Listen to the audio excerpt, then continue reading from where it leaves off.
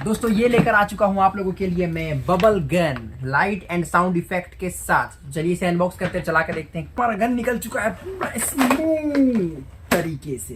दोस्तों हमें ये 2 लिक्विड का डब्बा मिलता है रिफिल करने के लिए। ये रहा हमारा दोस्तों गन, और ये दोस्तों हमारा टैंक फुल हो गया है। बारी है रिलोड करने का। दोस्तों हमारा गन पूरा तरह से असेंबल।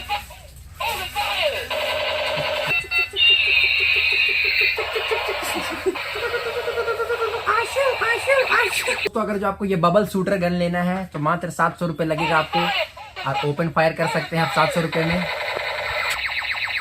नाइस। दोस्तों हमारा वीडियो लाइक करिए, शेयर करिए, सब्सक्राइब करिए, और इसी तरह का कंटेंट आता रहेगा क्योंकि अब अपन वापस आ चुका है दोस्तों।